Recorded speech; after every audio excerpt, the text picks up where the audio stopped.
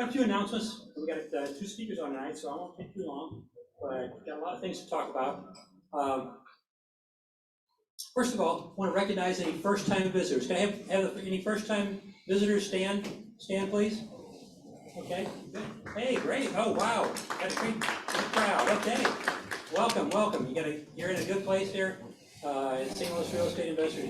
If you're in real estate investing, or you're even just thinking about it, this is a good place to start. So I do want to mention that if you decide you want to join tonight, we've got a special some special gifts over here at the registration table where you checked in.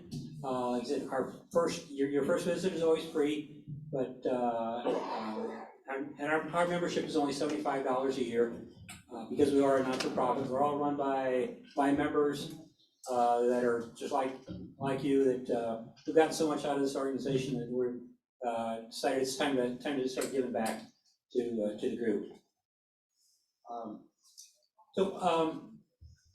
One of the announcements I wanted to have first of all, we started a new networking breakfast on the second Tuesday of the month.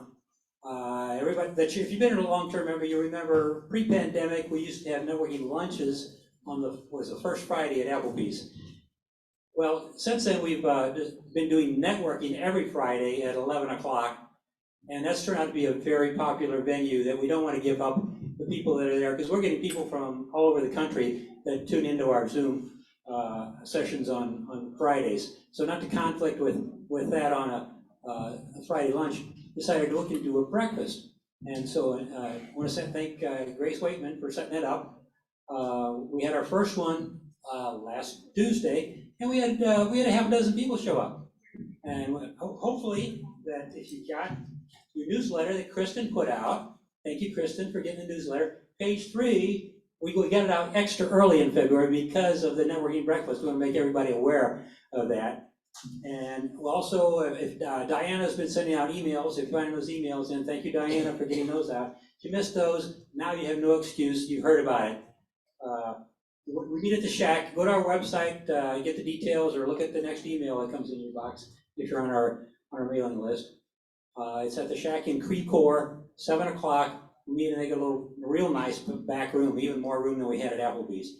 So there was plenty of room to expand. We set up a table for 10 to start with, not knowing how many people are going to show up.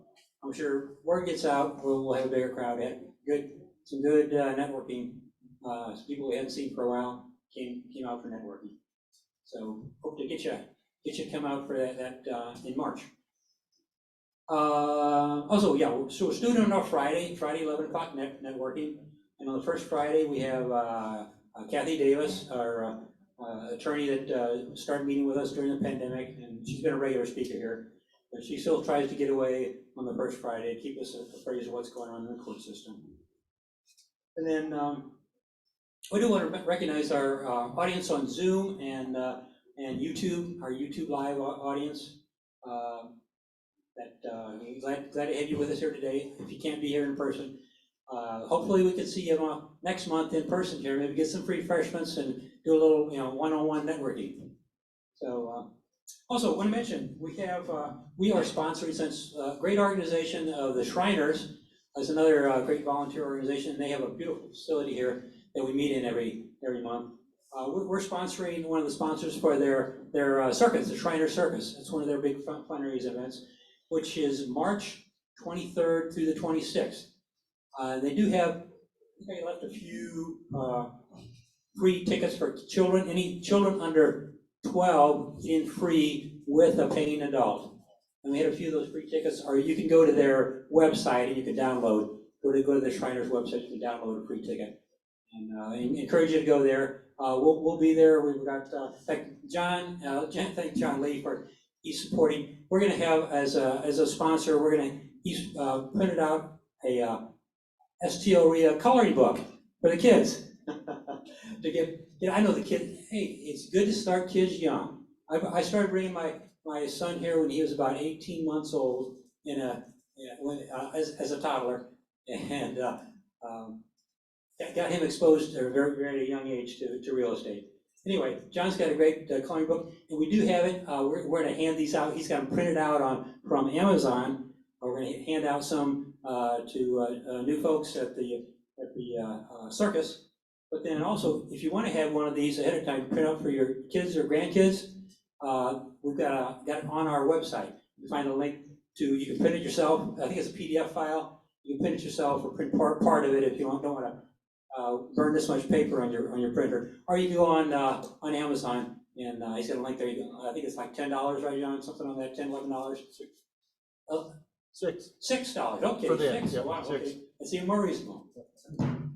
And he's also got our we used to call it resource guide, Creating Wealth in St. Louis with STLREIA. It's both in soft paperback or he got a hardcover version. It's his own version here. He got it printed in hardcover. So I'll let you know about those. Okay, actually we had two great speakers tonight, so I won't take up any more time. I did want to let JM Real Estate Capital is one of our sponsors, and we'll give them. Rob's got to take off a little early this evening, so we're going to have a little time right now before our haves, and we're going to hold off our haves and wants until after the first, in between our two speakers. So, Rob. Hey guys, Rob with JM Real Estate Capital. If you need money, we got lots of it. Whether it's a rehab, new construction, rent a loan, we got you covered, okay? Newbies, no problem. No tax returns, no problem, okay? Number, I want to write this down or take a card from me right after. It's 844 we close. 844 we close, okay? Speaking of REIAs, I'm standing over there and he's saying, look, come out to the REIA. We used to have hundreds of people here. We did. I was here back in the heyday. Got to join the REIAs. REIAs are great. This is a great resource. There's a lot of great speakers here. There's networking. There's money in the room. There are carpenters in the room. There are people who can help you with your business in the room. And I believe in it. And anybody here tonight, here for the first time, okay? We believe in REIAs. You sign up, I'll pay $25 of it. So it's not costing you $75, it's costing you $50, all right? So please, if you're here tonight, first time, and you sign up tonight, not online, here live, that's my chip and that's my gift to you guys. Thank you for having me. Need me, give me a call. Anybody need a business card? Raise your hand. Walk around. Thank you.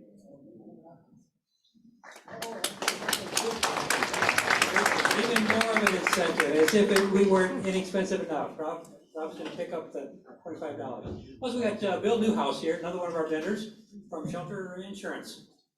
Have to say a few words. Hey everyone, Bill Newhouse. So yes, there's a lot of people out here that can help you, and I'm one of them. So if you're just rent a property and you have one to know the prices to insure it, we can do that. So our question is 1, 2, 3, and 4 things rental. So people out in the crowd, some of them I'm sure already. And so we'd love to talk to you.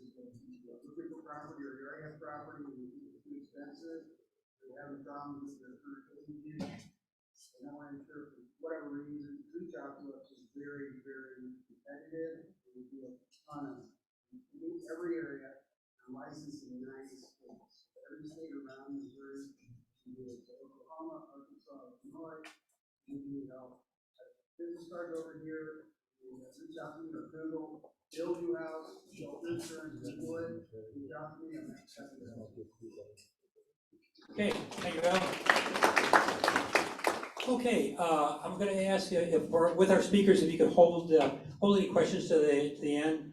That way, we'll have a second mic. We'll circulate it in the room to make sure that everybody, including our online audience, can hear the questions. Okay, and also, and I said we're going to do the haves and wants after the first speaker. Okay, first of all, I'd like to introduce our first speaker tonight. He's with Your New Closet. It's a local firm dedicated to custom storage solutions to designs. They specialize to maximize your organizing needs as best as possible since 2011, from bedroom closets to home offices and entertainment centers and pantries, utility rooms, and garage cabinets. He offers a free consultation to get you started. He will be sharing custom designed closet systems, closet organizers, storage solutions, or just about any part of your home or office that needs to be organized. Please give a warm welcome to Mr. Scott Tippett.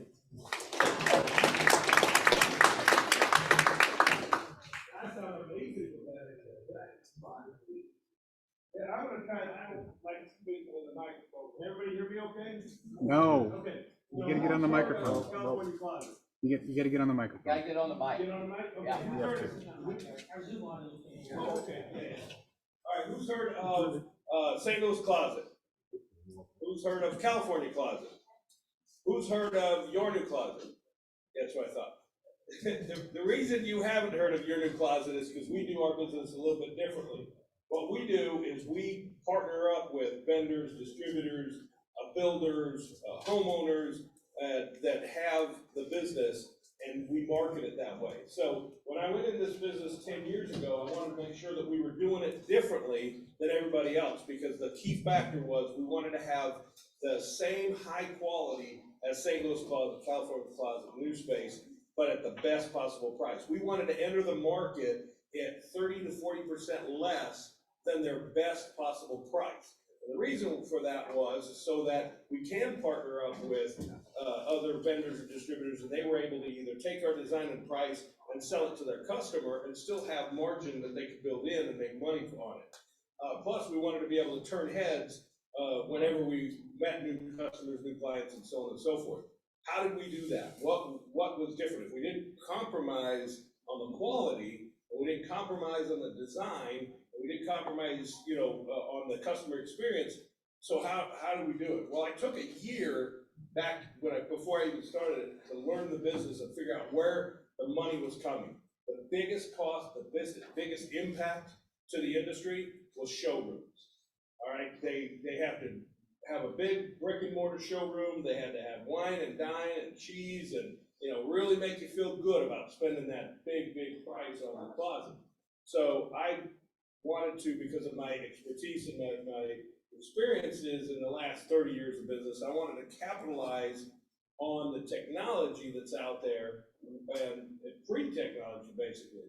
So what I created was a 360 online showroom. So it's 360 closets. If you guys turn the folders over, and you'll see a QR code on the back of the folder, you scan that, and it will take you to a closet that we did in Chesterfield Lakes area, and you get to see what it is.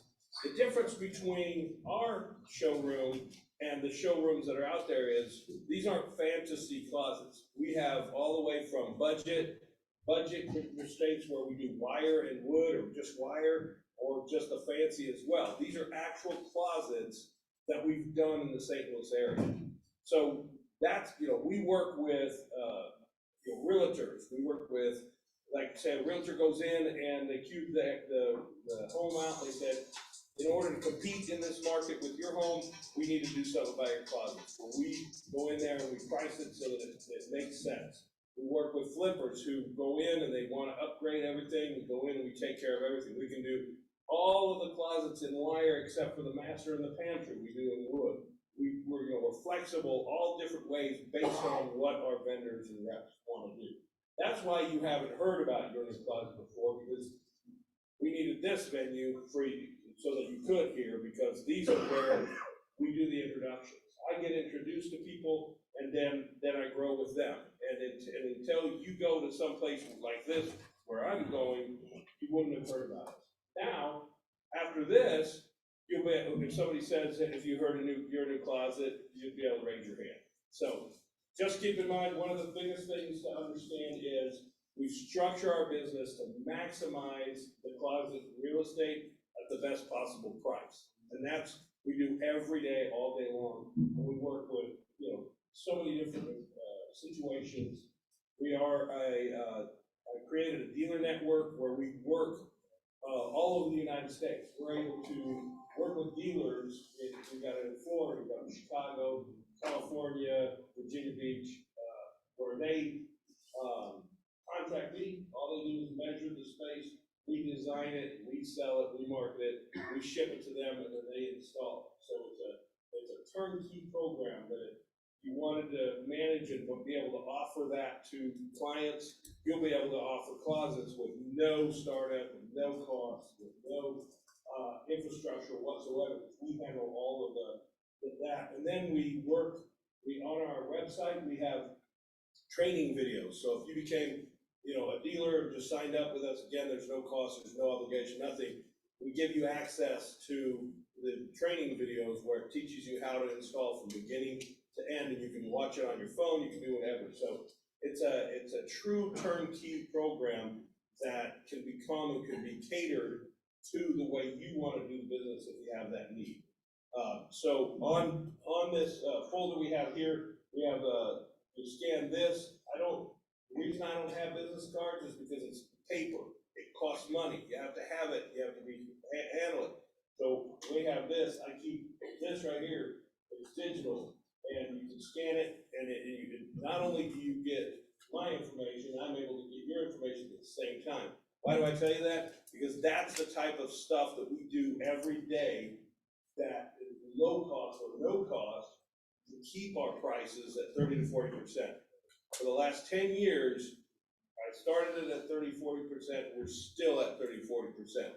Whenever I hear somebody say, well, I got St. Louis Closet coming in to do a measure 2, I'm like, yes. And I know where they are. I know what their prices are, and we're going to do really good for them. So that being said, that's our introduction to your new closet. And there's a couple more folders over here afterward. If you want one, please feel free to get it.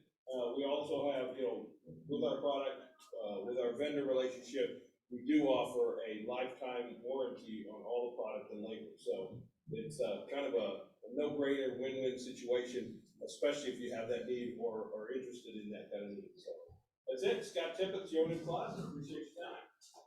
Thank you.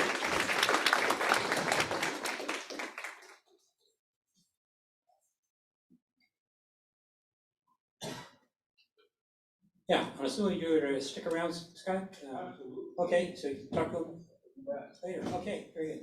Okay, we're going to go ahead and do some haves and wants for our next speaker. Can I get somebody on the board like Jim here to go around with me?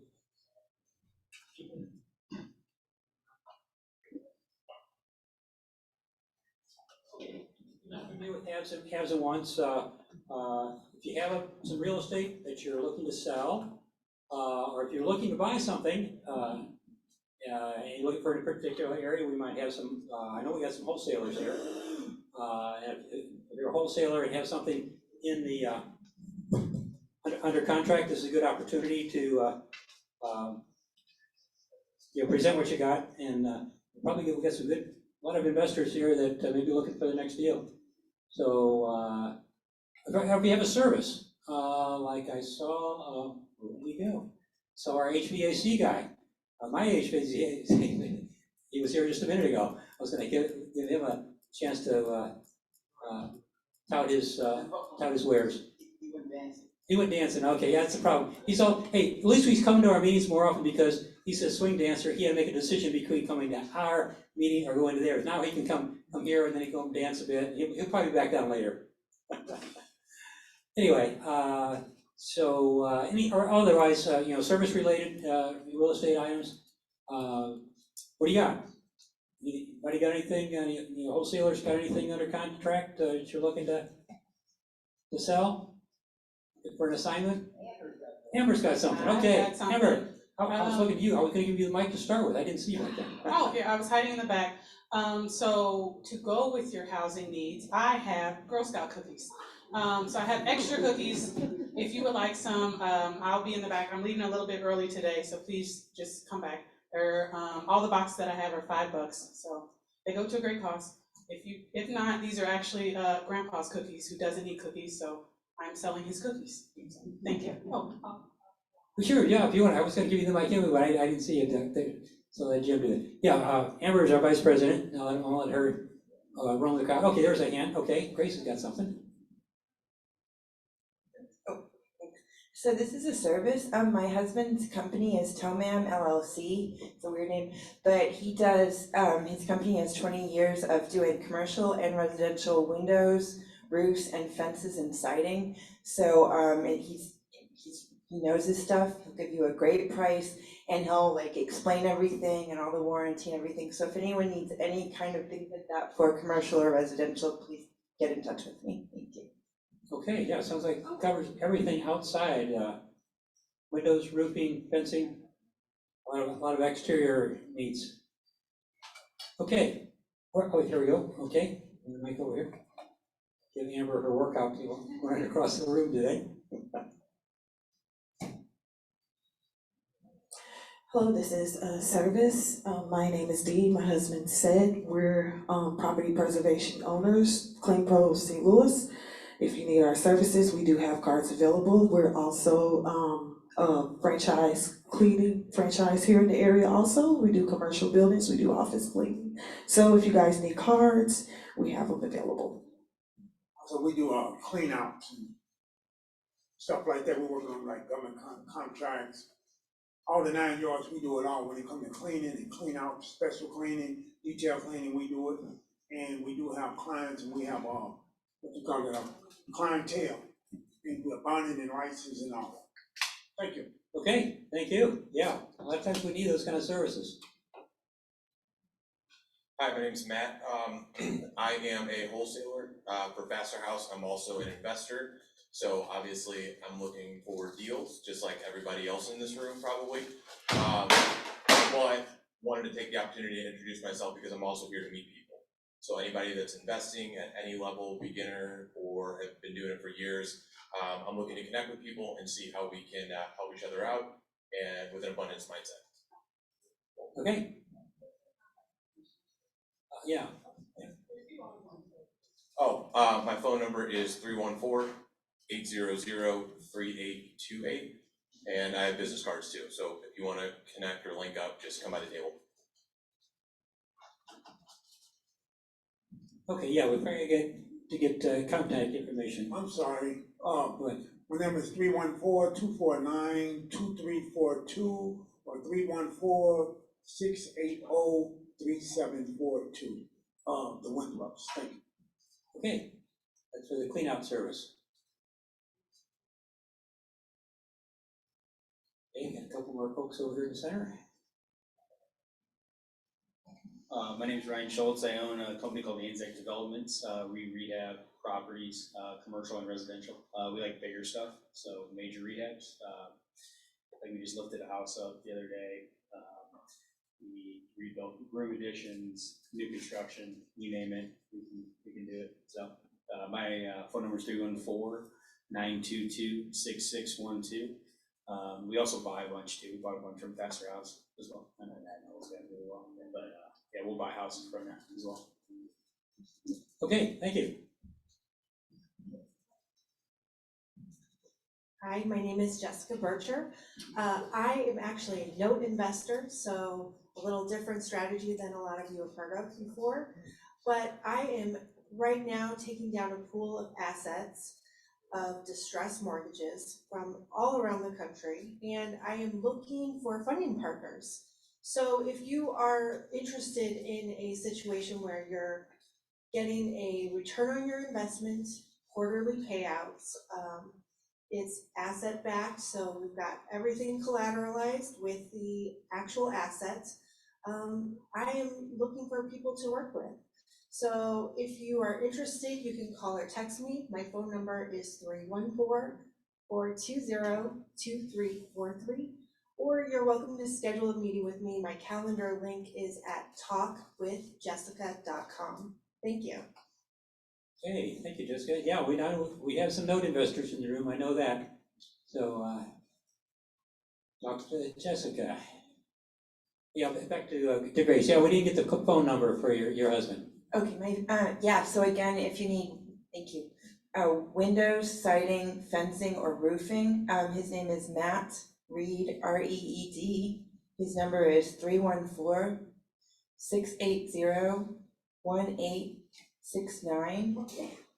Gesundheit. And I would also say that I do writing, editing, and proofreading, if you're interested in that. So my number, I'm Grace. My number is 314-562-1875. I had to think for them. Okay. Who's got something else?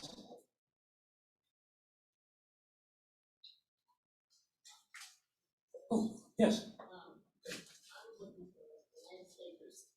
I'm looking for landscapers, so if anybody is familiar with someone that does great work.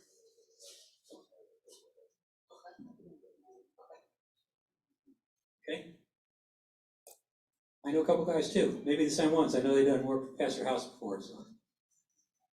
Anyway, okay, anybody else? Going once, going twice?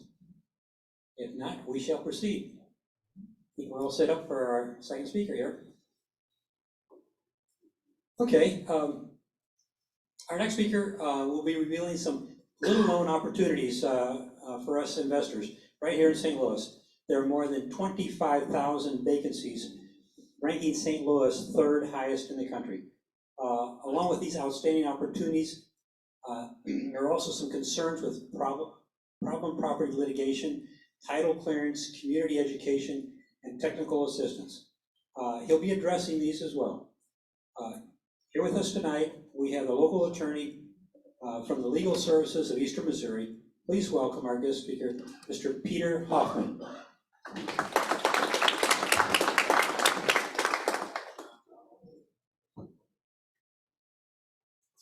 Good evening. How's everybody doing? Doing good. All right. Some energy in the room. I know it's late. I just want to introduce my colleague, Tony Gillespie Smith. She is a neighborhood resident of the West End neighborhood of the city of St. Louis. She's going to join me up on stage. She's also in the AmeriCorps Vista program, so she's going to join me up on stage to talk about some opportunities in the West End, some work she's been doing in that neighborhood specifically. I'm going to paint in much more broad strokes to talk about vacancy in the city of St. Louis. As Lloyd mentioned, he kind of stole my thunder. I would usually like to ask the crowd how many vacant properties are there in the city of St. Louis. As he said, there's over 25,000, making us the third highest per capita in the country. It is a significant problem for everyone. For the people who live near those properties, having to deal with code violations, walls collapsing.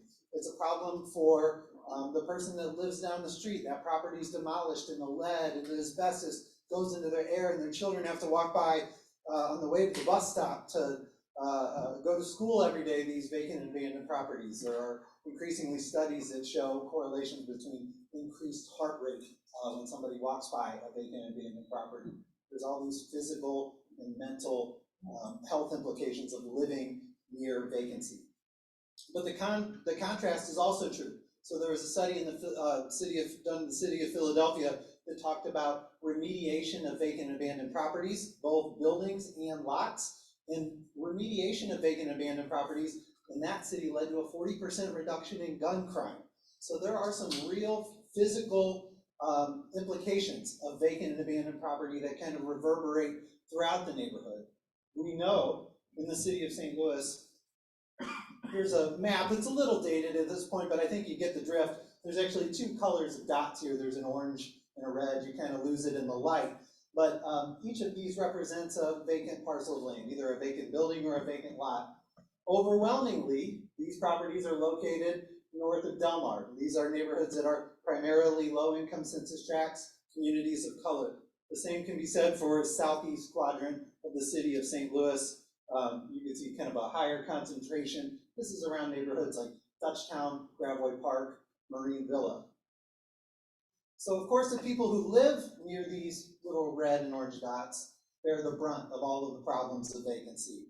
All those parade of terribles I just listed a minute ago. So it disproportionately impacts our community members who live in these neighborhoods affected by vacancy. But it affects all of us. It's an expensive problem. These buildings catch fire. They need to be boarded up. They need to be secured. They need to be demoed. That all comes at our expense. It comes at taxpayer expense, especially if you're living in the city of St. Louis. These numbers are a little bit dated. These numbers are actually significantly higher now. I think they're over double, but these are numbers for what the forestry department in the city of St. Louis spends on cutting vacant lots. This is a figure for demolition. That number is significantly higher too, and there's more of that being spent. The other problem with vacant and abandoned property is they're often not producing tax revenue. So all of these expenses, the fire calls, the police calls, the service calls, the grass cutting, the demo, the board ups, all that has to be done while a property is not generating the tax revenue to pay for it. So it's an expensive problem. As I say here, vacancy is contagious. One property goes vacant on a block, there's a greater likelihood that other properties on that block will also become vacant. Again, the converse is true. So if redevelopment happens, if you all make an investment, that neighbor across the street might say, well, you know what? Maybe it's worth putting on that new porch or repaving my driveway and investing in my property. So investment begets other investment. So it's an incredibly important issue for our city to be able to tackle. And you all, along with neighborhoods, have a unique opportunity to partner to do this. And the legal system gives you some tools to do that. These are some real headlines. These are clipped from the Post-Dispatch, from St. Louis Public Radio, about buildings collapsing on people, putting people out of homes, catching fire. It's almost a daily occurrence at this point. You open your app on your phone and look at the news because nobody gets the newspaper anymore, but to read a headline like this. Legal Services of Eastern Missouri is a nonprofit legal provider. By show of hands, how many of you are familiar with Legal Services of Eastern Missouri? A couple of you? Okay, not too surprising. So we are the largest nonprofit provider of free civil legal assistance. We don't do any criminal cases, so we're not fixing people's parking tickets for them. We don't handle criminal cases, that's the public defender. But on the civil side, basically anybody who can't afford a lawyer, they can contact Legal Services of Eastern Missouri. We have about a dozen different units that specialize in all kinds of poverty law related topics. So we help the victims of domestic violence get orders of protection. We help people access the social safety net, access public benefits. We have a unit that specializes in representing consumers who have been ripped off in one way or the other. We have a program that represents tenants in eviction cases. Pretty much any type of civil legal assistance, if somebody can't afford a lawyer, they should call Legal Services of Eastern Missouri. You can find more on our website about all the different types of services we provide. That's www.lsem.org. My program, the Neighborhood Vacancy Initiative, has been around 5 years. We are a little bit different than the other programs of legal services. Most of the legal services programs represent individual clients, single persons, sometimes couples, but mainly single persons. My program is a little bit different in that we represent groups of people, and we represent certain types of groups of people. Neighborhood associations, CDCs, what we call in the community development world, place-based community corporations, community development corporations, place-based neighborhoods. So sometimes they're neighborhood associations, sometimes they're CDCs, community development corporations. And we represent those groups to use some pretty powerful but often important legal tools that I'm going to get into in just a minute. Our program focuses on both providing legal assistance to neighborhoods. We do some incorporation, some tax exemption work, some corporate governance type work. We do occasionally take some cases to help low-income residents with title issues. Maybe you all have encountered this in doing your work. Somebody's living in a house, but mom died, dad died. They're not on title, which means they can't sell that property, as many of you well know. They can't get a bank loan to fix up that property. They're kind of stuck. They're in legal limbo. Our program helps those families clear up those title issues so they can sell the property if they want to sell the property, stay in the property and get a loan to fix up that property. Whatever they want to do with their family home, it is their right to do it, and often there are legal barriers to doing that. So our program will assist low-income clients to fix those, what are called heirs property type problems in the city of St. Louis. We will also do some estate planning. We hold lots of events throughout the community where we're trying to prevent that issue from happening, drawing beneficiary deeds for low-income homeowners so that they can cleanly pass title on to the next generation. As we know, home ownership is the easiest step towards building wealth, and we've got to do everything we can to make sure that the next generation can take advantage of that. Estate planning is essential in doing that work. And then the main thing we do that I'm going to spend the rest of the time talking about today is problem property litigation. Under Missouri law, place-based community organizations, so neighborhood associations and CDCs, nonprofit groups, have special legal standing to help cure certain types of problem property issues. So I'm talking about properties that are vacant, properties that are a nuisance, properties that have been cited by the city of St. Louis for building code violations many times, and nothing ever seems to happen.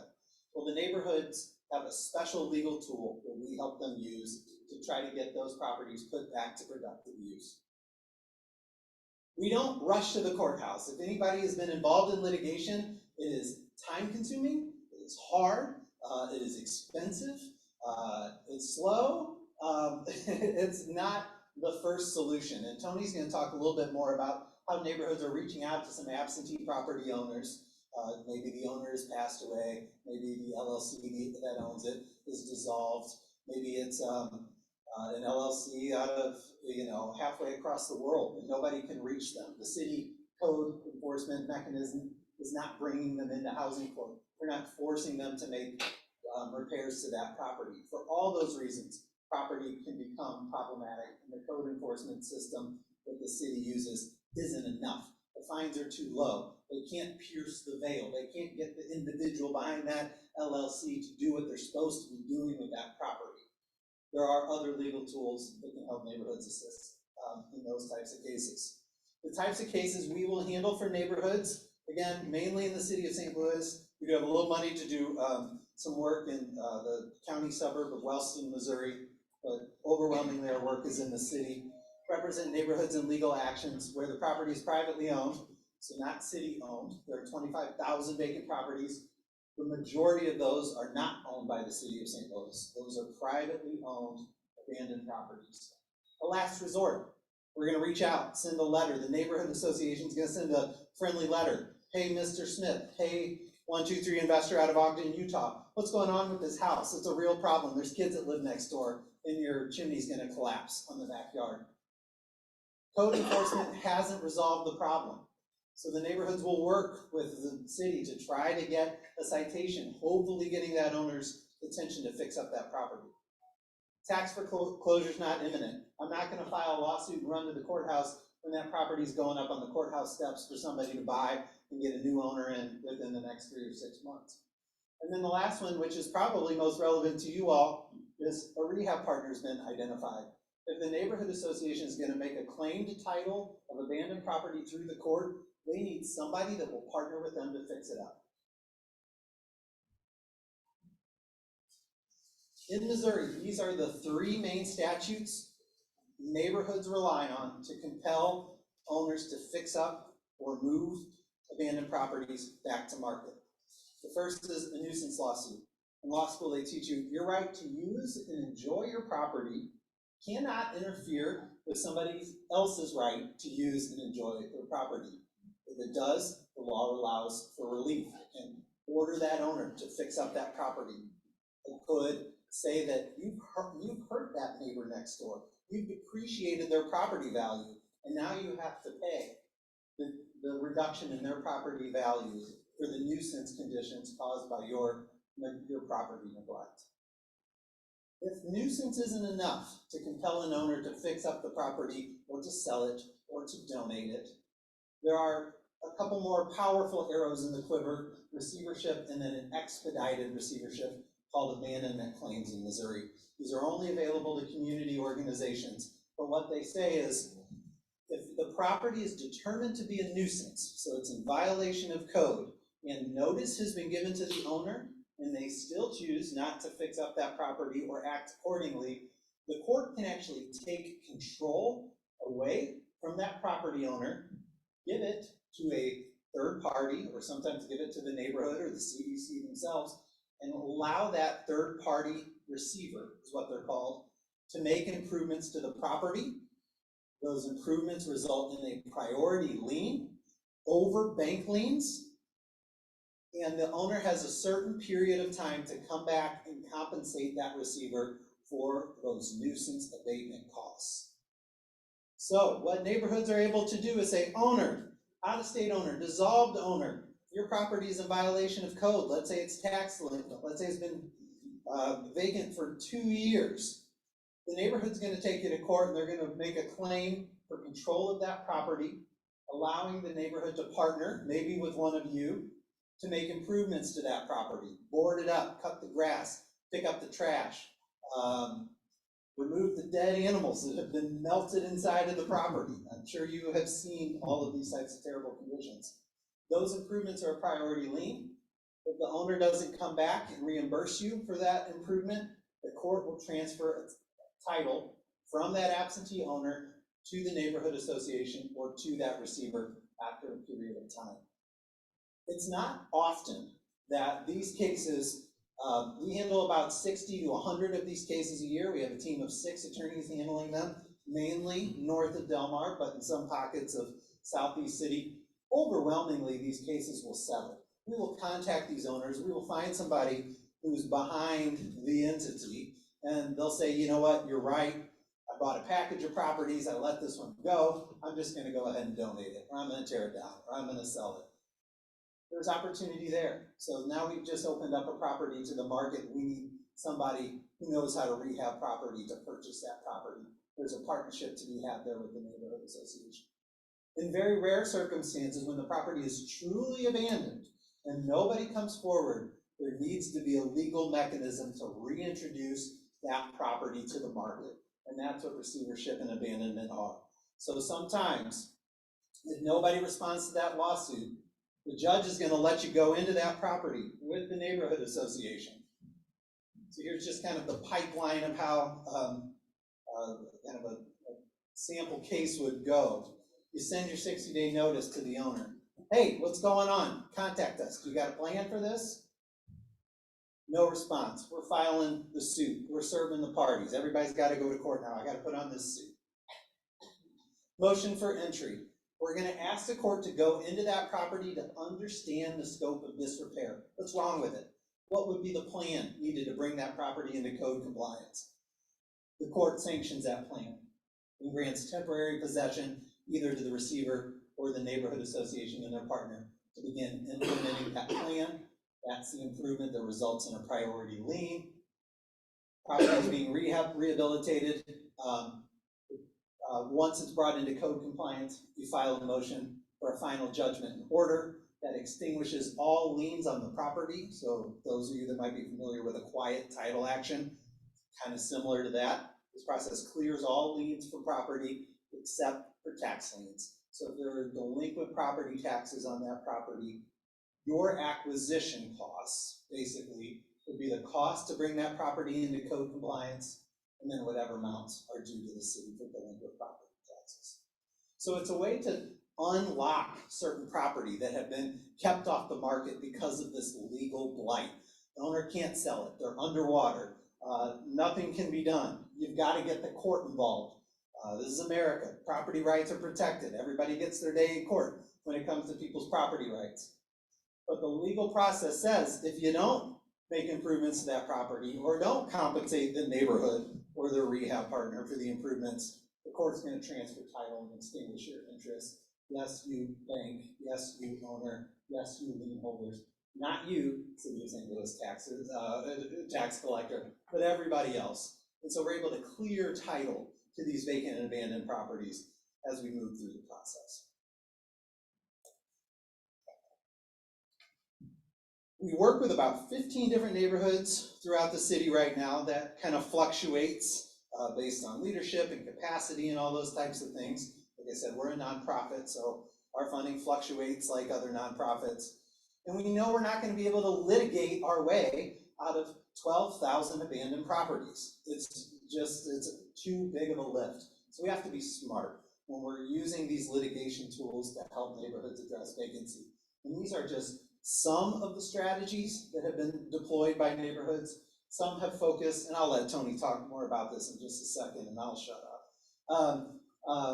Model blocks. So is there a way to focus these litigation tools on a block that has maybe a lot of potential, but also a lot of vacant and abandoned properties? Can we bring in 5, 6, 7 rehab partners to start creating some churn, starting to create a housing market in a neighborhood that maybe doesn't quite have the strongest housing market? Is there a way to focus around maybe a community asset? So I could tell you, there's a flyer that's going around with a lot of different addresses on them. Some of them are parts of various approaches here, but in Hyde Park, for instance, they're focusing on development along their commercial corridor. So this is an area where people frequently drive by. It's right around Hyde Park, which is a historic park in North St. Louis City. It's an asset to the community. How do we protect that asset? How do we reduce vacancy around schools where children have to walk by every day? That's the community asset approach to a litigation strategy. Is there a high visibility property? Man, 123 Fake Street has been sitting on the top of the hill deteriorating for the last 20 years, and the entire neighborhood is tired of it. How do we do something about it? That's a high visibility property. Is there a bad actor? Do we have an owner in our neighborhood that owns dozens and dozens, or even a dozen, abandoned properties and isn't doing anything? We've tried reaching out. We've tried sending letters. We've tried contacting the city. They're stuck. We need to get a little more aggressive in our court action. Opportunities for community partners. And this is one that I hope will get your ears to perk up. Neighborhoods know what their priorities are, and they know what their problem properties are. But you all as investors know the market. And you all being able to drive that neighborhood with those neighborhood leaders and say, yeah, it's going to be hard for me to make the numbers work on 123 Fake Street, but if we're adding in 5, 6, 7 Fake Street and 9, 10, 11 Fake Street with 123 Fake Street, well, maybe we can get something going with those 3. You all know the market, and every neighborhood that we work with wants to have that give and take. They know they need investment in these vacant and abandoned properties, and they know that there's more than enough work to go around. So let's come to the table together and come up with a strategy that helps get rid of these vacant properties in these neighborhoods. Rehabbers, what are they looking for? So again, I'm going to turn this over to Tony in just a second to talk more about the West End, what they do to vet rehabbers and kind of match projects with real estate investors. But these are generally the things that we're outlining in an agreement with the neighborhood. Do you have the experience? Have you done projects like this before? Do you have access to capital? Where is that finance guy at? I might want to get his card. Do you have access to capital to do the project? Are you a flipper or are you a homesteader? Do you want to fix it up and live in it? Every neighborhood has different priorities, different hopes, but it's always a discussion. And then draw an MOU outlining those expectations. So if a neighborhood association is going to use its special powers under Missouri law to acquire a vacant and abandoned property, and they're going to essentially give it over to you to develop as a project, you can't buy it because it's locked off market for this legal blight.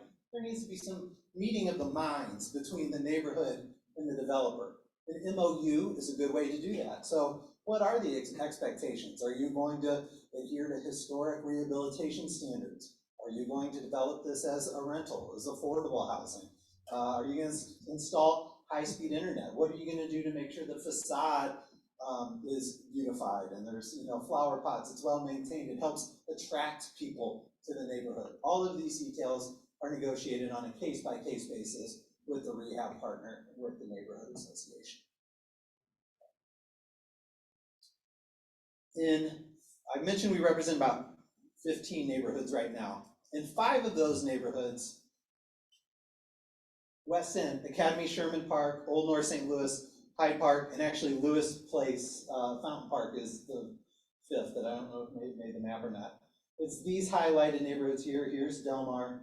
In these neighborhoods, we have dedicated pro bono support from some of the biggest law firms in St. Louis to help us move these cases forward. I can handle 20, 30, 40 cases a year. The attorney next to me at Legal Services can handle 20, 30, 40 cases a year. A giant skyscraper of attorneys can handle many, many more than that. So over the last couple of years, we've worked with Brian Cave, Leighton Paisner, Hush Blackwell, Thompson Coburn, Stinson, and now Lewis Rice, to expand the footprint of our work through pro bono partnership. And we've had some great success, and I'll talk more about our success in a bit. But first I want to turn it over to Toni Gillespie-Smith to talk about the West End, and she can talk about some of her success in doing the work that she does. Thank you. Like Peter said, my name is Toni Smith, and I live in the West End neighborhood, not the Central West End, the West End neighborhood, which is 2 blocks north of Del Mar. How many people have heard about the Del Mar divide? That term? Okay, so you're all familiar, so you know the houses just south of me are worth significantly more than where I live, even though in my neighborhood we have our houses are just the same size, have historic value, and we sit on larger lots. We actually have like large backyards, but because of the history and practices in the past, they're severely devalued. So like I said, I've been there for 16 years, my family, and when we moved to the West End, we thought, okay, it's an up-and-coming neighborhood. We moved from University City, which we had been there for 6 years. But I think if you think about what happened about 16 years ago, 2007, 2008, the housing bubble and all that, so that really hurt the neighborhood. We're kind of stagnated all the growth that we thought that we were about to see, because there were a lot of different developments happening around the West End when we thought that the West End is surely going to be next up. But then that happened, so it's just been a slower process to get our neighborhood to where we want it to be.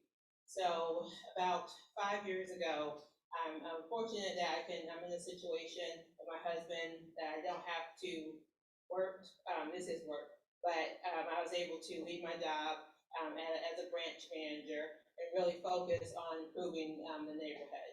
So I started attending like classes and webinars and different things like that. It's like, why are some neighborhoods have nice sidewalks, but we don't? How do they make this happen? And as I was researching all this, I was looking at the housing. I said, what can be done about housing?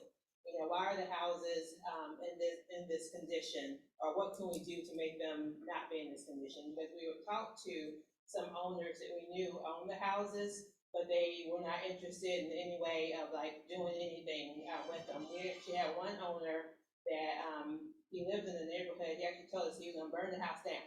So we just like, okay, because I think he was just tired of people asking him, what are you gonna do with this property? He had a dream that he was going to rehab the property someday once he found the right funding and all of that, and then sell the house that he was currently in. It's like, okay, so, but the neighborhood is, so we're just waiting till you can fulfill that dream. And we have people breaking into the house, and it's becoming more and more, derelict and all that. So we really start working as just neighbors to report all the things that we saw. The high grass, the broken glass, raccoons, foxes. So, this is the city, we have foxes, and then, here in the city, but we would see them, wild turkeys would come over, all kinds of things. So it's like, we have to do something about these situations. And so fortunately, I was able to get on a phone call with Peter Hoffman, who was in Kansas City at the time, and working on reducing vacancy there. And I spoke to him about what he was doing. He gave me some really good advice about starting to report everything that you see, just keep that up. So hopefully it'll happen here that we'll be able to use these legal tools here in St. Louis. Because St. Louis, it wasn't available. It was available in other parts of the state, but we just had not adopted it yet. So once those laws got adopted, we knew that we could really get started with this, because with part of the law that stated that if someone was driving your property value down, you could take them to court. No one wanted to do that, because you don't want that focus on you or possible retaliation. But as a neighborhood association, residents, we like that better, because that kind of gives you like the cover. Like, it's not just me that's complaining, it's like the neighborhood association that's trying to uplift the community.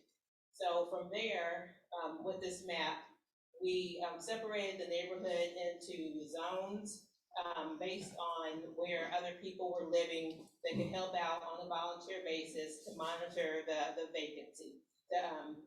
Write everything down and then document it and then monitor it. So I'm down in zone 1. I live, like I said, I'm on the second block there. So my natural driving habits, I drive around this area to come back into the neighborhood and then back out. So it's not taxing for me to leave the neighborhood or to go and look at the different vacancy. And I was able to contact different neighbors in all those sections to do the same thing that I'm doing. So from there, after we started logging all those, we're like, we have to find trusted rehab partners that we want to work with and who want to work with us to help our neighborhood.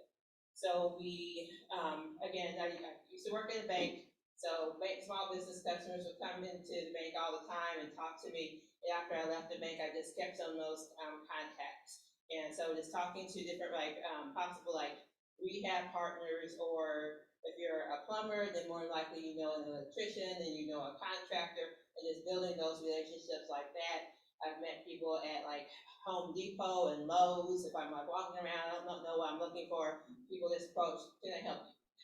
Yes, and then we strike up a conversation, and then I just segue into what I'm doing, for the neighborhood, and just talk to them that way. And then they eventually talk to legal services to see if it'll be something that they will be interested in helping the neighborhood.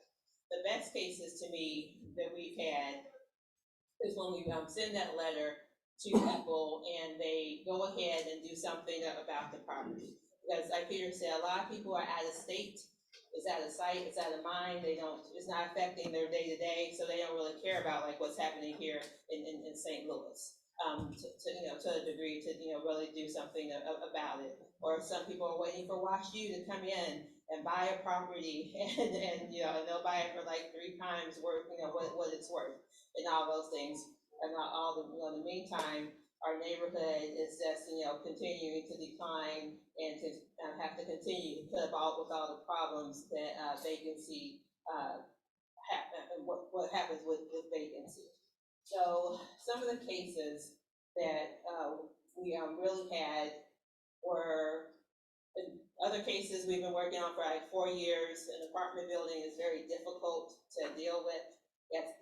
These 2 houses here, this person lived in Colorado, and he told me that he understood how I felt because he got upset when his neighbors had some dandelions in their yard. And we were able to look at his house, big, huge mountain house, mountain views and things like that. I don't think he's related to what we're going through here. And these houses, you see them, they're burnt out and derelict. And now we were able to get them out of his hands and sell them to a local developer who he's finished rehabbing one of them, the one that has the other one that has a green roof to it. And he sold it for $400,000. And then the one directly across the street, he is currently rehabbing that one. And he said that is probably going to be on the market because of all the different things he's doing to it. It's going to be around, he's going to push for $500,000.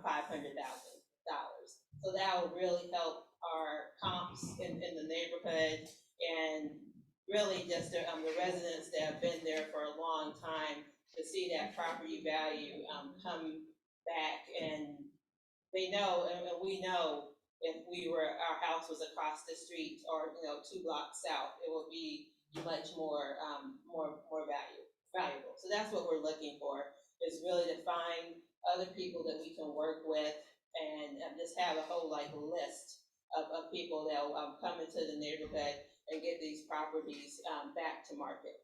Yes. I'm sorry, I don't know we don't put that there. I think you said you actually have to sell, recent sale, the properties? Yes. In the area? Yeah, this property here that we're showing, it took us a while to work with him, but he finished it last August or September. And I'm sorry? The rehabber, yeah, our rehab partner. I'm sorry, It was last September. And you sold it for how much? 400,000. He listed it for 417, but then sold at like $400,000.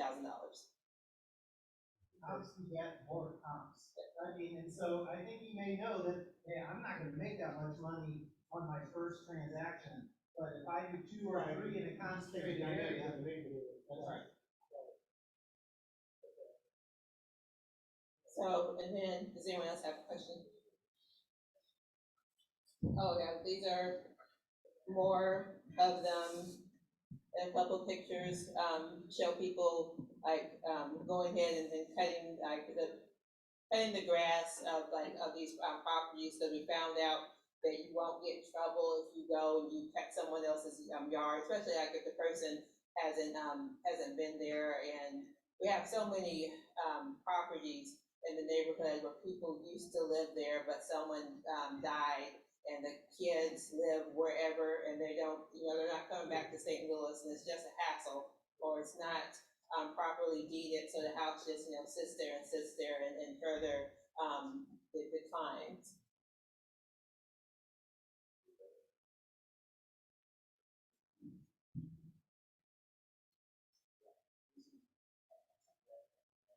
Okay, and so then you may be thinking, okay, I can rehab this property, but what else is going on in the neighborhoods that maybe help with those comps? And just my area is called the North Central Corridor, and that's from Skinker, Page, Van Venner, and Delmar. There's about 7 neighborhoods that are included in that area. And right now we have a greenway that's going to be coming into the neighborhood. It's already there. It's called the Holyoke Tracks. The Green Rivers Greenway is going to turn it into a greenway within the next, they're at the design phase, and I think within the next 3 to 5 years is when they're really going to start building out the greenway. And there's studies that show, and papers and different documents that show houses that are near, I think within like 2 miles of a greenway, have shown like their property values have gone up. So I thought, well, to me, if I'm a small developer, then getting some property near a greenway would be beneficial, because I know it's more than likely going to increase in value in the future. Then we have what's called the Kingsway development, which is just north of the Central West End. There's going to be luxury apartments on one side, and then performing arts community center on the other side. And that developer just got a $3.2 million grant from the state of Missouri to do streetscape. The other thing, if you've ever heard about the Delmar Maker District, between Union and Kings Highway, that the person behind that is Doug Auer, Jason Johnson, and Jim McKelvey, who does like the square, we do like the swipes. He's invested in all of that. They're going to be doing a beer garden and several other restaurants, and that's going to be within the next couple of years. So there's opportunity. Yeah, it's on Delmar, and it's in between Union and Kings Highway. Yeah, so the neighborhood is north, and the south side of the street is the Central West End. The north side of the street is Academy, and there's a lot of houses within Academy that need to be rehabbed. And it also has the future greenway within it. And we have a developer who's done 4 houses there, and he can show you, if like people that are really serious and interested in coming and looking at some of the properties, he can show you the houses themselves, but then also talk to you about the numbers. And so you'll kind of know what you're getting yourself into. And what else? If you know about what's called Launch Code, which is a program that they teach anyone, adults from age 18 on up, how to code. So then you can do that freelance coding. So it says it could be another revenue stream, or if someone is not really interested in going to college or like a 4-year degree, they can learn how to code, and they can and do that on a freelance basis. That's also on Delmar, and they just put $10 million into their building And, so they're not going to be leaving, Del Mar. They could have easily gone to Cortex. They were heavily courted by Cortex, but they said, no, it's very important for us to stay on Del Mar. So they went ahead and invested into that building, and they're, gonna be a great partner, and it's gonna stay. So we have a lot of different things going on within the area. There's going to be, changing, because we have people that are working really hard to make that change. And there's just so much opportunity for housing and rehab north of Del Mar.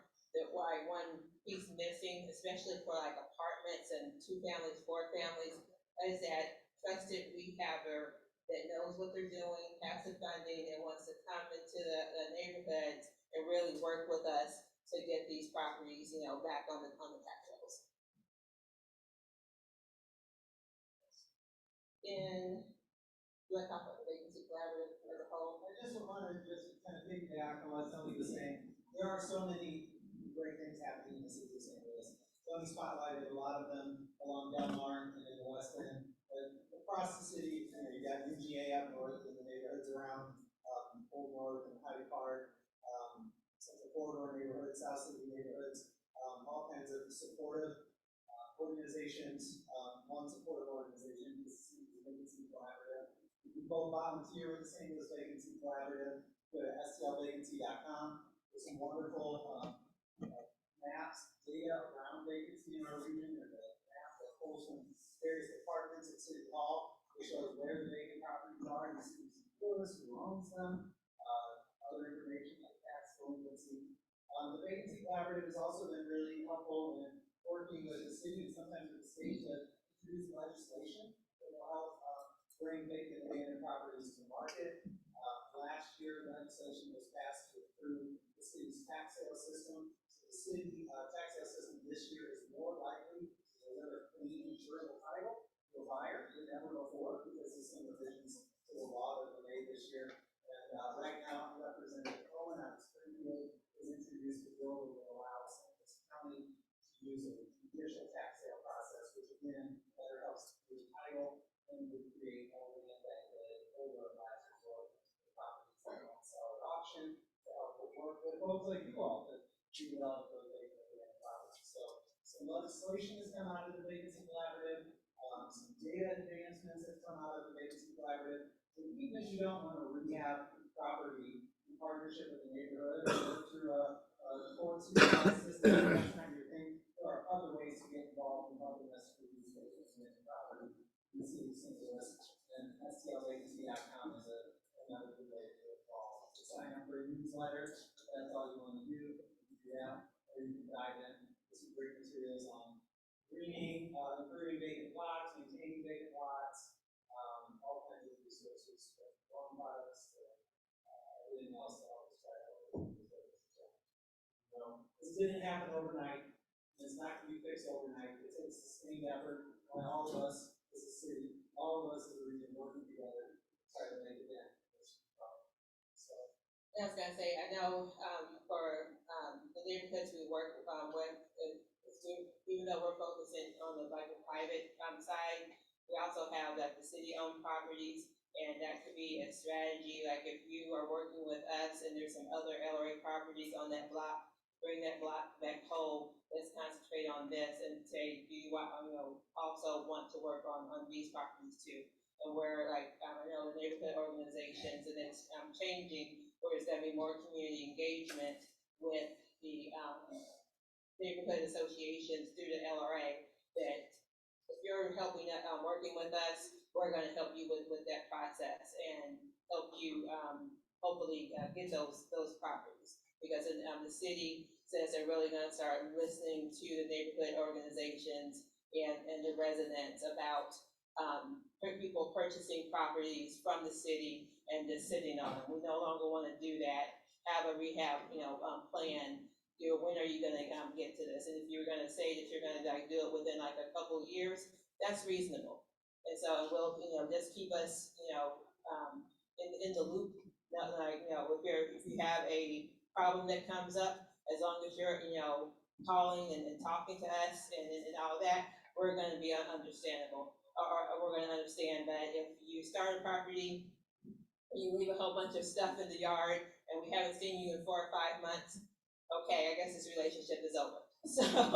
So we're gonna, come back and try to get a hold of you and see if, okay, do we need to go the litigation route? Because we really don't want to have to like litigate. The neighborhood, we really just want the properties fixed and back on the market, and families and back in the houses and the apartments. I have a number of questions. There you go, let's have a mic. First of all, you said, Ron, you said you have relationships with the city court.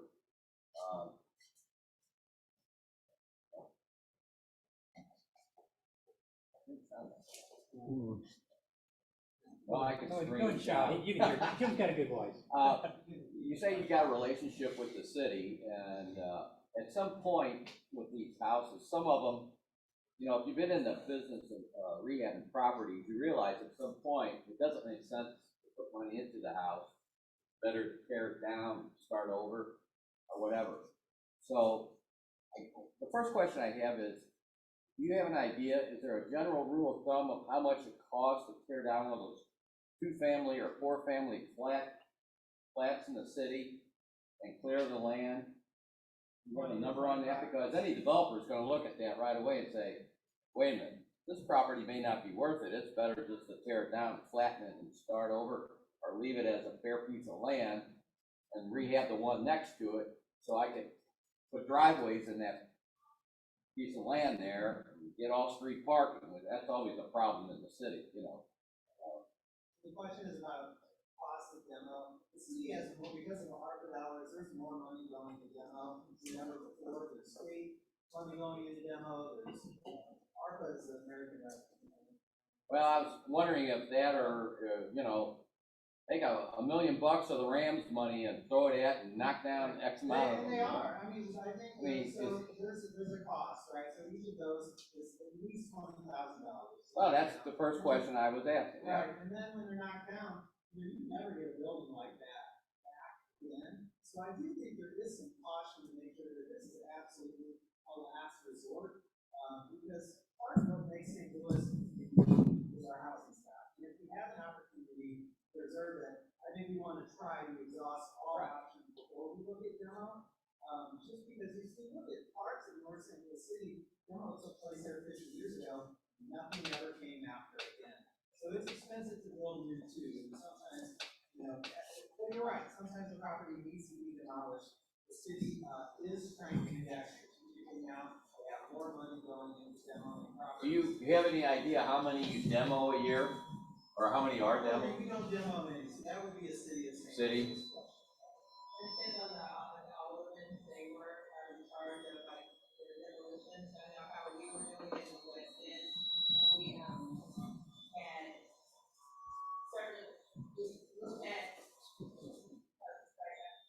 less than 100 from vacant lots on 16 properties and on like the city. So there's this other program called Property X, and we've submitted all of them to be analyzed by the Property X team to see if they could be stabilized, see if they could be saved. If they decide they should not be saved, then we reached out to our audit person and told her, okay, these we're gonna give us like a short amount of time to see if we can find a rehab partner to see if they would be interested in going ahead and rehabbing it. If they were not interested in rehabbing it, then let's look at it's so far gone that it needs to be demolished, it needs to be constructed first. Because there's some architectural items in the building that you can that can be pulled out of the building before you just like flat. But maybe because you are professionals, we'll listen to you, and that's something else that we like to do. Is when we enter a property, we want to go there with you because we're trying to educate ourselves, so then we can also tell other residents as to like why this house can't be saved, or why it's best to go ahead and take down a building. But certainly, if someone is living next to a building that's falling down, we don't want the building fall down. This is save it. So and they've gone through it enough. So let's go ahead and take it down. And then, but what's the plan after you're gonna take it down? My personal opinion is there's nothing wrong with having one that's looking great, a flat piece of land, another one that's looking great, and another piece of flat land. And you could have driveways going up, everybody could park off the street, and that wouldn't look bad. You go up and down the street and see that. You still got a lot of houses, but yet you have people that can get all street parking, and you got rid of some of the bad looking houses. Just a thought. Yeah, I personally don't like street parking. I'm always like, if you're having an apartment building, if you can have a parking, lot next to it for people to not park on the street, to me it's a convenience, so yeah, definitely. First time you get plowed in, you'll say you don't like on the street parking. No, I have a garage. So, Yeah, well, so I want to yeah. have, dedicated parking. And when I lived in an apartment, I only lived in an apartment building that had dedicated parking. So I know like people, we have an apartment and we built a driveway for people, a parking lot, and there's still people that park in front of the building. It's like, why are they parking in front on the street when it's much safer and like inside? But for whatever reason, they just prefer to park, along the street and in front of the building. So you gotta think about how difficult it is. So you look at a block, there's dozens and dozens of parcels there with dozens and dozens of different owners. And some of the buildings are salvageable, some of them aren't. Some of them you can acquire the property to put a side lot in those parcels, others you can't.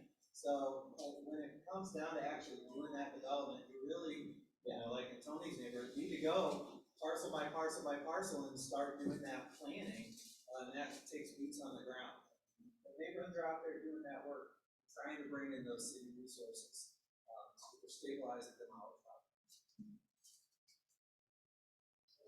Okay, hold on a minute, get a mic up here, we're gonna take some questions. So I was assuming like this is part of like, you're out looking for rehabbers to do a little bit more of this. Are there any other strategies that you have to find rehabbers for that area? Because I've actually been looking into like the West End specifically, and I see the comps. There's like when people put money into those old historic homes, they're going 3-bed, 2-baths are going for $265,000. Like I saw one just in September doing that. So I guess what other strategies are you using to get developers? Because we've looked into it and we actually have one that's a rehab right now that we're about to sell in there, in that area. But I guess what are you doing outside of this to bring other rehabbers to develop it, especially with getting the word out with the new developments coming? Because I didn't know that, I didn't know about any of that. Yeah, well, looking like the revenue from I find rehabbers, I always ask, the rehabber is interested in it, someone that might continue to have them home. I'm also a big believer if I drive around the neighborhood, walk around the neighborhood, if I see someone rehabbing a property, I'll just get out my car and introduce myself. Strike up a conversation, and then after about how's the rehab going, whether that's finished, then we segue that conversation with the vacancies. That's how we're looking for more people. And I refer to other neighborhoods to do that as well. Yeah. But I think in some other neighborhoods we'll also look at the data. So who's pulling permits? Right. Who's doing the work? And can we do some targeted outreach to see if those people want to take on other projects too? But it's always about, that's why we're here. Finding good quality rehabbers that know how to put houses back together, know what the numbers are for that market, and make those numbers work. It's always a bottleneck. Okay, and honestly, kind of selfishly, like we have a couple that are right in that area. Like I said, the numbers make sense. They're going for $40,000 to $50,000 with $100,000 in them. They'll sell for, $250 or whatever it is. Do you all have can I get your contact information after this to maybe get connected with those rehabbers? Yes, there's a flyer, so there's a neighborhood vacancy initiative brochure on all the tables. If not, I can get you more of those. We may ran out. 877-8-314-256-8778 is our hotline. But yeah, we have properties that are looking for rehab partners right now. Yeah. Those flyers are out there. And I think that's what was the main reason why we wanted to have you here, you wanted to be here, to put the connections together here, because we got a lot of people that can do this kind of rehabs. I don't know if this really applies to you all, but I would hear And my daughter was telling me about her friend that, about the dollar houses. Do you all know, is the city still doing that? Or if you know, That is going away, has gone away, but there's a new process that the LRA has come up with. You can still, build, not build, bid on the different homes. They just opened it up, I think like last week, so they had to like review and, move the process over. But I know like the Moga owned, program is going away, the, what's else, the other things going away. The garden lease program, it's just going away, but you, right now, they have the same process, bidding process as before, but they are gonna be doing that. But, yeah, definitely, it's not gonna, one property's gonna go for $1. Anymore. But, yeah, but there you go, it's definitely like the bids are open, you can submit like whatever you want to, and then they'll counter, back and forth. They're all reasonable. I think the dollar thing was kind of a gimmick anyway, right? You know, we know that it's hard to make the numbers work on any of those properties. Because for a property to go into the LRA inventory, it's already gone through the tax sale system. So it's already been offered up to the market. The market has said no. So those are very tough properties. The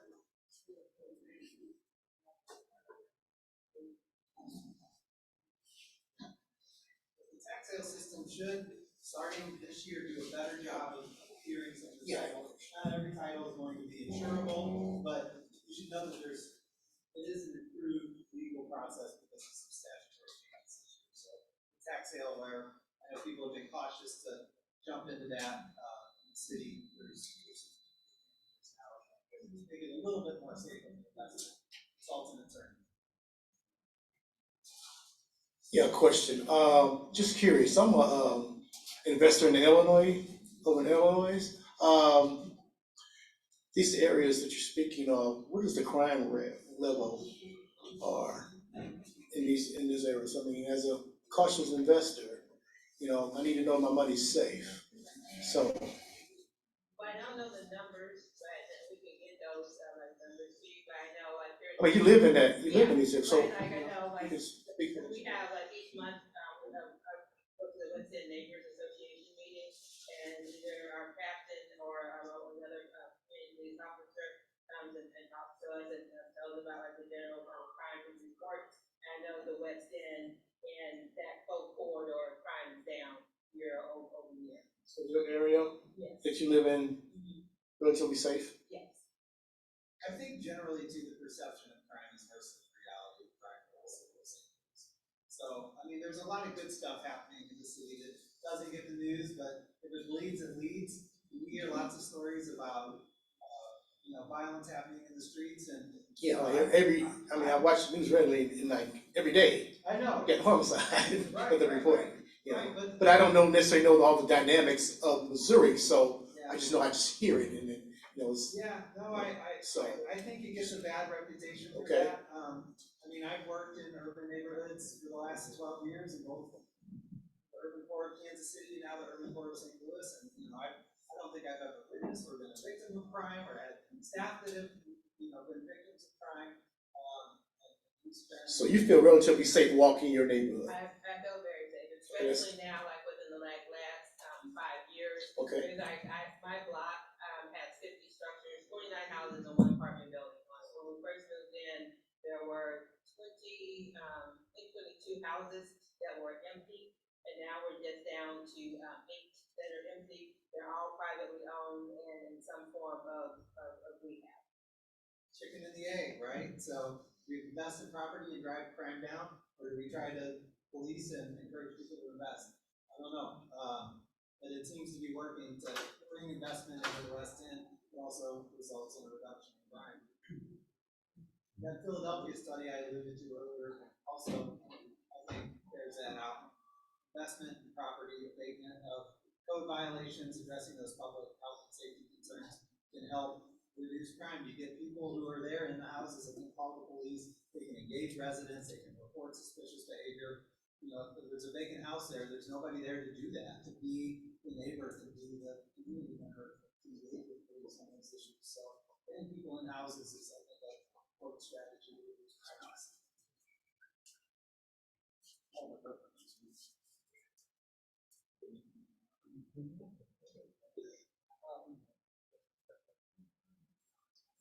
It's got two buttons, I get confused.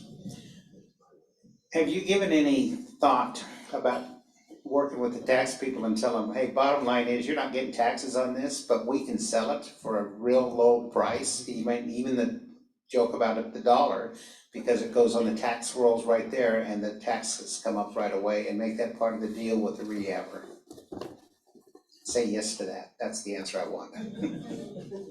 And I've been through that myself and got told, no, they will budge on taxes, and I'm going, how stupid is that? But I didn't say that. So the city can't reduce taxes. Those are, death and taxes, right? So the city has no legal authority to negotiate or reduce taxes in any way. Under what authority do they collect taxes in? Because now we don't have to pay it, it's what you just told me. If you can't lower them, then where do they get the right to increase them? Through the Constitution and the revised statutes. Then you need to change that, because it's dumb. Property tax, I think that's beyond the scope of our presentation. You want your neighborhood fixed? It's right in there. Property taxes in the city of St. Louis, especially in disinvested neighborhoods, are pretty low. So I don't think that has ever been a barrier in any of the cases that I've worked on where somebody says the tax bill is too high. Now, if you're looking at other neighborhoods like Shaw and Tower Grove, yeah, those taxes are very high. You don't have that problem there, so moot point. I would like the lady's name and phone number, because I want to talk to you. I got an idea for you. Tony, T-O-N-N-I-E, Smith, S-M-I-T-H. What's that last one? Smith, S-M-I-T-H. Oh. And your phone number? 314-704-5285. And no one likes to pay taxes, but it's necessary. That's how we pay for city services. That's where schools. Totally agree with you, and I'd like paying taxes. I'm the weird guy. But when you're getting zero, anything's more. Right. So, but yeah, that's definitely like something the city or state structure that needs to be looked at.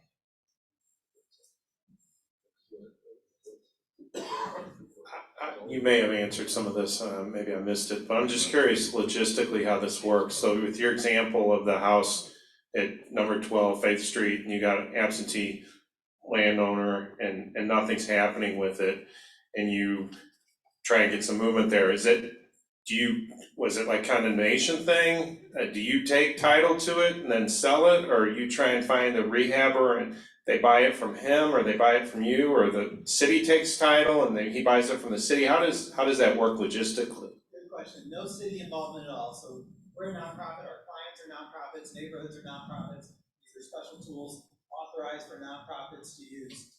The notice usually goes out first. So, hey, this is a problem. Maybe a soft letter from the neighborhood association saying, just contact us, tell us what you're doing here. If nothing happens, I will open a case at that point. At that point, I represent the neighborhood, and I'm gonna send what's called a statutory notice letter. It's a 60-day notice letter. It says, if you don't abate these code violations or contact with my client with a plan to do that, we're gonna take you to court after 60 days. If there's still no compliance, we file suit against that property. We serve everybody who has a legal interest in that property, so the owner and any lien holders, they have an opportunity to file an answer in that. But at that point, I'm gonna ask the court for entry into the property to come up with a rehab plan. That is usually, the ownership is all the same. No ownership has changed. The court is just letting you go into that property to come up with a plan to abate the nuisance conditions. So that's entry. That's usually the point where the neighborhood association is looking for a partner. Hey, 10 of you come into this property with us. Is this fit your portfolio? Is this fit your business model? Is this something you want to take on? If so, give the neighborhood a proposal. What would be your plan to redevelop that property? Would you turn it into a rental? Would you fix it up and sell it to an owner occupant? How long will it take you? What type of finishes? Present your plan to the neighborhood. The neighborhood can get the court to approve that plan. And then at that point, title this entire time remains in the name of the owner. What is transferred is the right of possession, or the right of legal control. In law school, they teach you that owning property is a bundle of sticks. You have the right to lease it, the right to exclude others, the right to sell it. But the court court is granting at that point is taking away that right of control and giving it to the neighborhood and their contractor to say, okay, this plan is approved, go in and make your improvements. Let's say it takes you 60 days, 90 days to bring that property into good compliance. Once you are done, you file a motion for a final judgment and order, which will grant title away from the owners at that point. So once we've seen compliance is happening, the court can authorize a title transfer to the neighborhood association usually first, and then they transfer it to the rehab partner under their. So there's bite-sized steps in the process, but ownership does not transfer. Basically, the court is allowing you to put a priority lien on that property. And if that priority lien is not satisfied by the time you bring that property to compliance, it will authorize a title transfer. So that in that scenario, the contractor is protected, they're not gonna end up in a situation where they put the money in. Right. And then they lose it. Correct. I've never had the circumstance, I've probably filed 1,000 of these cases in where somebody's been out the money. The statute expressly protects those investments. So the court has approved this plan, they've approved the rehab, they've approved these expenditures. And if anybody comes forward, say, okay, I've got a legitimate reason, maybe I was in a coma, you know, they have a good reason why they weren't fixing up that property. The court says, yeah, that's a pretty good reason. Sorry, under the law, you still have to compensate the neighborhood and their contractor. So it is a secured investment by the court that kind of will eventually trigger a title transfer. Thank you. Hey, y'all doing tonight? I've had cases move from abandoned property to redeveloped in 90 days, and I've had cases that have taken 2 years. So that's the range. It depends. What is an owner going to do? How big is a house? How bad is the project? But it can be a very quick process. Sometimes it can be as quick as that. Yeah, I got a question. For the house market, the property with McKee, when he ran off, I guess, with the tax incentive, if somebody did buy property in the city of St. Louis, I don't know what part, I know on North St. Louis, will they get those tax incentive, or how's that going? Since you're a lawyer, I'm asking. Yeah, I don't know the answer to that question. The question was about Paul McKee and his tax incentives. No, I was asking because all of those properties, I know somebody that he bought the property from some kind of way, they got it back, and now people are going to court. I got a friend that owns the whole block, and that's why I was asking that, and I wanted to ask the young lady, and as well as you was, I am open, I have a legit company, bonded and everything. If y'all ever need somebody to work with the contractor or it's cleaning out, I got 10 years experience. I would like to change information with you. And this just came across. Do you think a person owning a property in that state will care for more for it than a person that owns it out of state and not having nobody to tend to it? Do you think? Yeah, I've got strong opinions on that. I know we like to work with people that are local, or I'm from Illinois too, so in this area, within this region, if you're in California or Texas, why are you buying property over here? You know, are you really going to, to rehab it? So we really like people that are hyper local or like within, Illinois area, because we know that we can get in contact with you, and then hopefully if you hear about this region.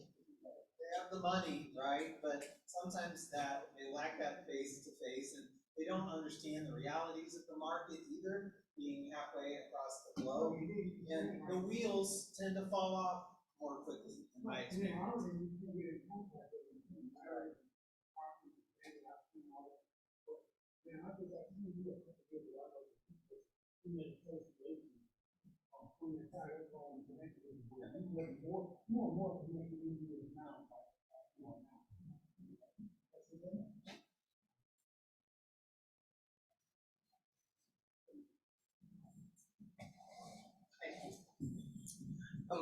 This is for you, Tony. your area is unique for North St. Louis. I would like to tell you about this scenario. Rehabbing a home on a block, a really nice block in the city. The area around could be not so safe or as friendly as your neighborhood, but in observing while rehabbing various types of things that would prompt us into investigating ourselves, looking at who owns a home, because we're seeing different people, different families just for a short period of time, something like that. And then finding out that there's a behind in taxes for at least 3 years in the city. Now, is there a cap on that? Or does that go on past 3 years, or how long? What would you suggest? Okay, because this is a little bit further from your area. It's in the I'm from the Ville, so this is from a real area in North St. Louis. We didn't call all of that North City, but this is North City for real, okay? Natural Ridge, Kings Highway area, that kind of thing. So what would you suggest for a person who's rehabbing and want to be proactive, okay? Because now we're finding out maybe this house is owned by somebody like who might be on the other side of the United States. I don't know, that kind of thing. So for the city of St. Louis, I don't know what that cap is, or how they look at things for back taxes, or how we can further investigate. Yeah, you talk about the neighbor-owned property. So, the city of St. Louis, yes, after 3 years, it's a judicial sale in the city, which means it goes in front of the judge, which is very different than St. Louis County. A judicial tax sale has lots of benefits I've alluded to before, helps clear the title. But it takes longer. They have to get it in front of the judge, they've got to serve everybody. In the county, that's usually the responsibility of the buyer. In the city of St. Louis, they have eventually started the tax foreclosure process after 3 years of delinquency. So you haven't paid it year 1, you're okay. Year 2, you're okay. Year 3, you didn't pay, okay.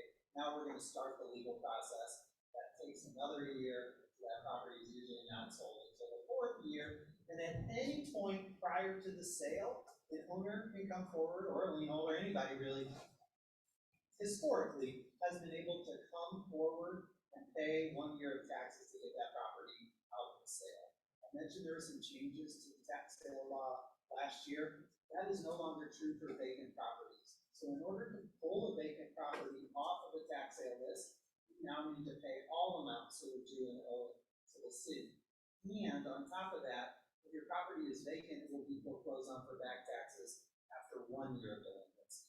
So the city is really going to try to push more of those tax delinquent properties to market sooner, so that they're not so deteriorated, so that when they go up for auction, somebody can purchase that property and redevelop it, and it's not so far gone.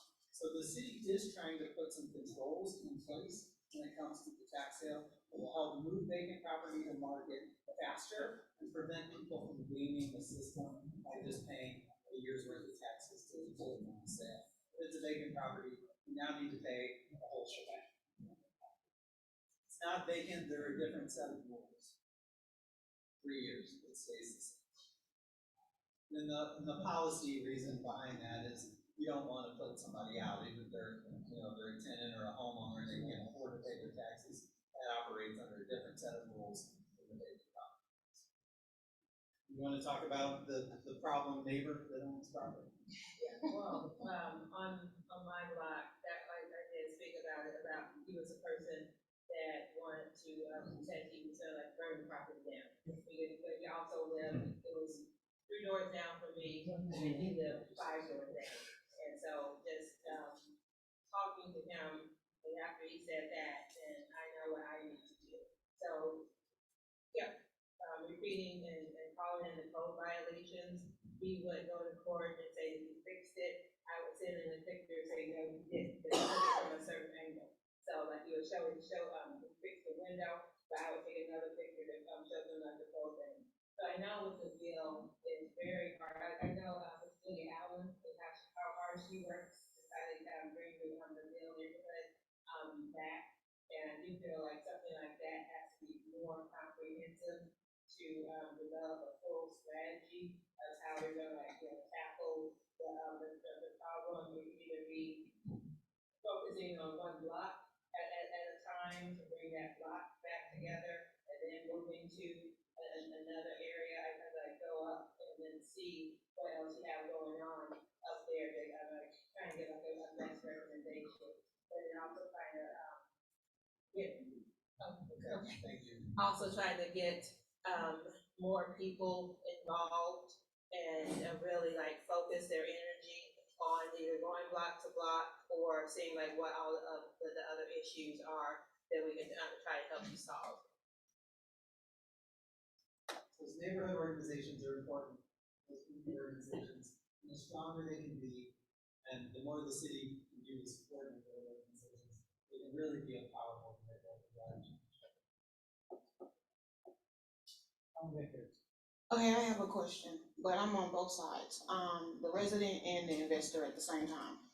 So I live north of Delmar in the quote unquote troubled area, but the Urban League call themselves helping us by knocking down a whole block of apartment buildings that they thought was troubled apartment buildings, but they wasn't falling down or anything.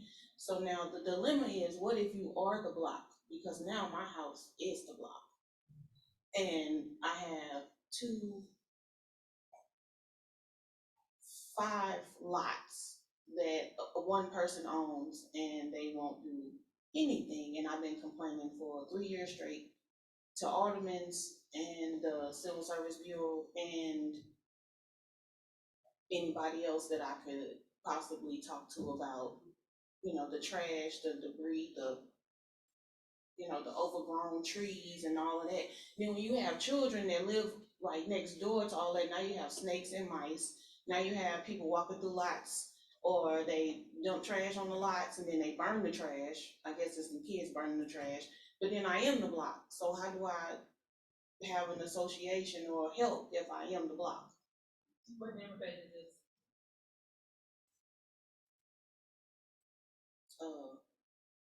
It is King's Voice, but I'm on Euclid and Aldine. You know what they say? Yes, it is. I'm the only house. Yeah, when you said took you on the whole apartment, so I was thinking. That was on Aldine, that they demoed that whole block for no reason. Right. I think there were, I know like some of the reports were saying that like squatters or other people like over there, so go ahead and that was their excuse. Have you, but the Urban League owns it? No, nobody owns it. And then they don't put it up for you to be able to buy it, to be able to do new construction, because I don't know if they holding it for somebody or what. It's on the LRA, but you can't buy it. When you call, they say it's spoken for. Okay, so we could look at that particular lot or plots of land, because like I said, with the LRA changing over, how they do their processes and everything, that'll be a good time to, like, we can reach back out to Lance Knuckles and see like exactly what's going on with these properties. So I know where I live, things are better, and just like when you pour something into a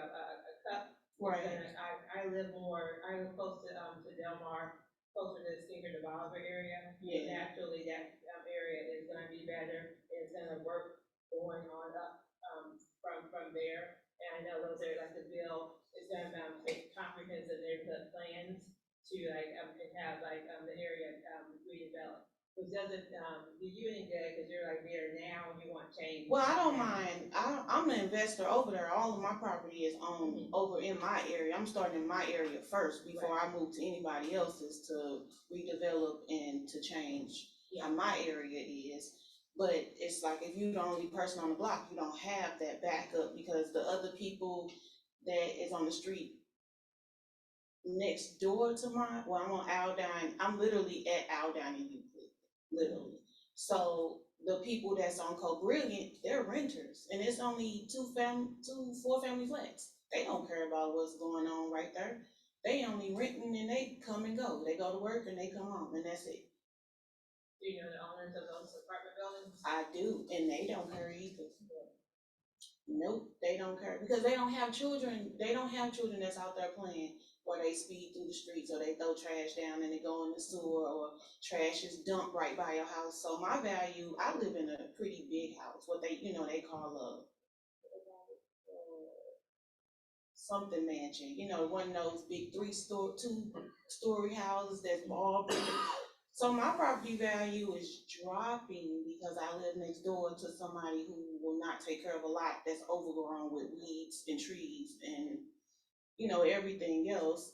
And then I bought the house next door to me, which I'ma have to demo, but then it don't help me because I have a owner that owns 5 lots that's right there around me, and they don't wanna give it up, and then the other person don't wanna give it up, and it's just a lot. You don't cut it, you don't do nothing, and then the aldermans do nothing, so I'm just by myself. Yeah, lots are hard. I mean, it goes back to being really careful about doing demo, because once it's gone, it doesn't come back, and it creates a whole other set of problems. The vacancy collaborative that I mentioned before is working to try to push the city to designate more funding to vacant lot maintenance with the ARPA and the RAMS money, because the LRA only gets out there and cuts its own lots a couple times a year, and that's not good enough. There needs to be more funding dedicated to lot maintenance. That's a policy decision that has to happen in City Hall. That's a tough situation, I'm sorry to do that.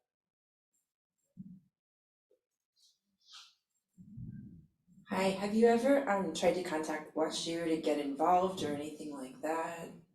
I have several different projects I work with WashU on. The students have a really great relationship with several different faculty members of WashU. And we had a vacant lot that was at the beginning of my block that had been vacant for 38 years. And we were able to apply for some grant funding. I also serve on the board of St. Louis Artworks, and they wrote a grant to do some art sculptures, and we created a pocket park. So now it looks really nice. It has like a little circular walkway through it, and if we want to use it for like people said they wanted to do like a farmer's market there. So I'm currently like researching how to, have like a small farmer's market, and so, we can, like when we're using it, we can do that, but if it's not in use, it still looks like it's a nice green space. And the best thing is to see like the parents walking down the sidewalk, and the little kids always take that alternate route. So, definitely doing things like that will help reduce crime, help reduce vacancy, because it's now it's activated. I might have another idea. She's a Washington U instructor, so I'll talk with you afterwards. Where's the next question? We answered every question in the room. I can't believe that. Or they're tired, or everybody's tired. A little bit about funding partners. Do you have some already, or is that really up to the developer to bring that? It's helpful if the developer has its own funding sources. There are a few, but hopefully more funding sources specifically for rehab of vacant properties in the city. So one is aimed at buyers. That's called the Gateway Neighborhood Fund. It's basically an appraisal gap product. So, if the property isn't, let's say you put $200,000 into it, it's appraising at only 150. You've got a gap there. They have a second loan product that can be available to the buyer. That's called the Gateway Neighborhood Fund. There's also RISE Community Development has a CDFI, which is a Community Development Financial Institution. It's basically a nonprofit bank, and they have a minority and small business contractor loan fund that has started to fund some smaller rehab projects like single-family homes that we've done throughout the city. There's kind of a push to try to expand that as a funding source. But this gentleman's question earlier, our bottleneck about rehabbers, the other big bottleneck is funding. And I think you all probably know how hard it is to bring funding into some of these projects. But those are two initiatives that are kind of in the early stages, but have room to grow and be a helpful resource.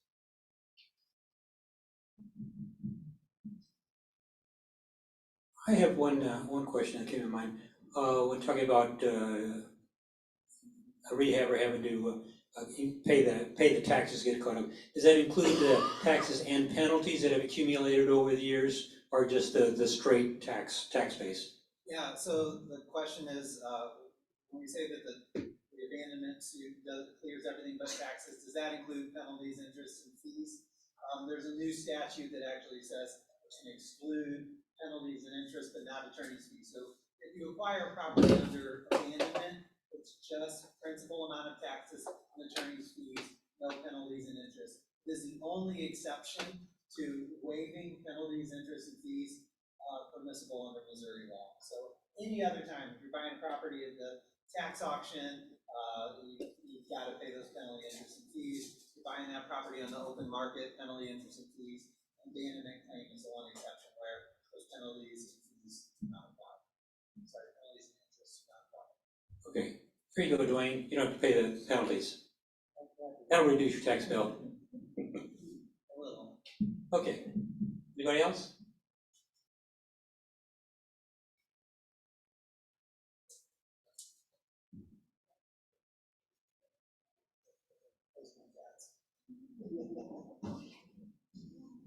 My question's about your flyer. So what are we looking at there when it says ready now? So these are properties where the neighborhood has already filed a lawsuit and we've made entry upon the property. We have a court order that says, all right, court is blessing the neighborhood to go in there and find a contractor to put together a plan.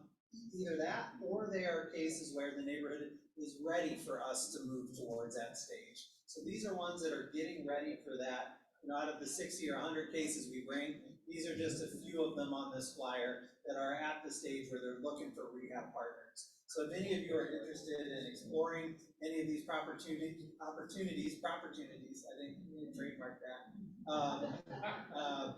Give our office a call and we can go in under that court order, introduce you to the neighborhood association where that particular property is to talk about what maybe a development plan would look like for those on that list. Thank you.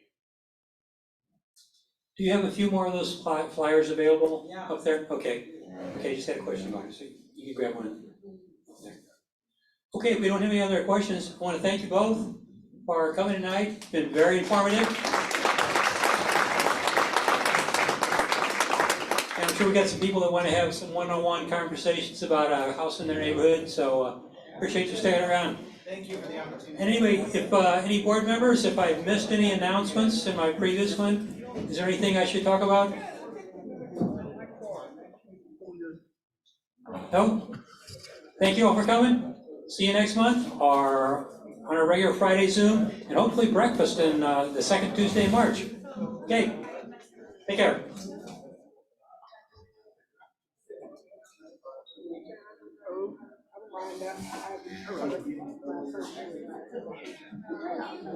I